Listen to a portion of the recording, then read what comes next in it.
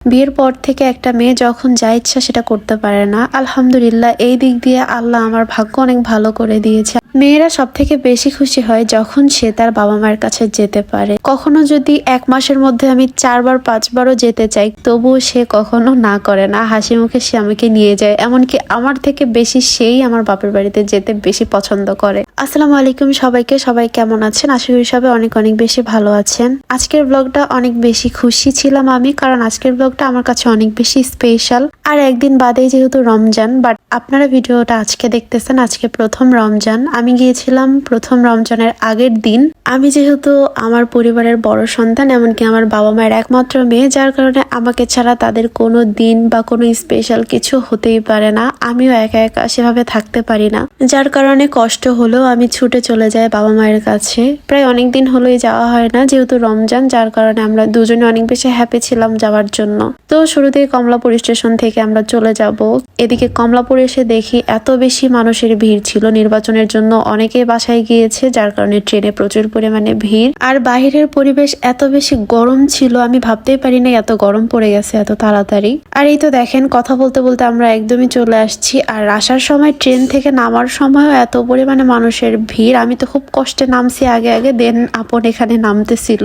এখন সোজা বাসায় চলে যাব। আজকে অনেক বেশি টায়ার্ড ছিলাম, আর আমরা একদম বাসায় এসে লাঞ্চ করছি। আর এখানে আমার আম্মু আমাদের জন্য রান্না করছে। আসলে আম্মু এখন আগের থেকে একটু সুস্থ, সেরকম ভাবে সে এখনো কোনো কিছু করতে পারে না, তবুও আমি আসবো জন্য শর্টকাটের মধ্যে সে বিরিয়ানি রান্না করছে। খুবই মজা হয়েছিল। প্রায় 5-6 মাস পরে এসে আম্মুর হাতের রান্না খেলাম, অনেক বেশি ভালো লাগলো। সবাই অবশ্যই বেশি বেশি করে দোয়া করবেন। এখানে আমার জামাই বলতেছিল প্রায় কয়েক মাস পরে শাশুড়ির হাতের রান্না খেলাম, খুব মজা হয়েছিল। তো আম্মু এখানে আবার বিরিয়ানির মধ্যে ছোট ছোট ডিমও দিয়ে দিছিল, এটা আরো অনেক বেশি মজা লাগতেছিল। এদিক দিয়ে কালকে যেহেতু রমজান, আর আমাদের অ্যানিভার্সারি ডেট ছিল হচ্ছে 18 ফেব্রুয়ারি। তো আমরা সেরকম ভাবে আসলে কোনো কিছু করি নাই।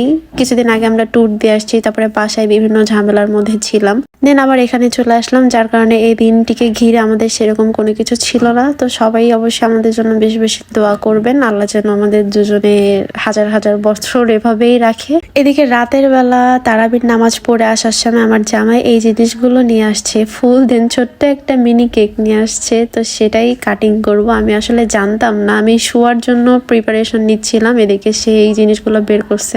আমি আসলে বলছিলাম যেহেতু রোজা রমজান মাস, যার কারণে এইগুলো আমরা সেরকম একটা সেলিব্রেশন করব না। প্রতি বছরে আমরা ছোটখাটো ভাবে বাসার মধ্যে সেলিব্রেট করি, আমরা দুজন ঘুরতে যাই, খেতে যাই, বাট এই বছর আমাদের সেরকম কোনো প্ল্যান নাই। কারণ এই বছর যেহেতু রোজা চলে আসছে, রোজা নিয়ে অনেক বেশি খুশি ছিলাম। হঠাৎ করে জামাই এরকম সারপ্রাইজ দিছে দেখে অনেক বেশি ভালো লাগলো, কারণ সে যাই হোক আমাকে একটু খুশি করার জন্য হলো আমার পছন্দের একটা রোজ নিয়ে আসছে আর ছোট্ট একটা কেক নিয়ে আসছে। ভালোই লাগছে তার এই সারপ্রাইজটা, তার জন্য অনেক অনেক বেশি দোয়া। আর হ্যাঁ, সবাই অবশ্যই মাশাআল্লাহ বলে দিয়েন, আর অবশ্যই আমাদের জন্য দোয়া কইরেন যারা আমাদের ওয়েল উইশার আছেন। আর হ্যাঁ, সবাইকে রামাদান মুবারক। রোজার ব্লগও কিন্তু খুব তাড়াতাড়ি আপলোড হয়ে যাবে। সবাই ভালো থাকেন, সুস্থ থাকেন, আর হ্যাঁ অবশ্যই বেশি বেশি করে লাইক কমেন্ট করবেন। আল্লাহ হাফিজ।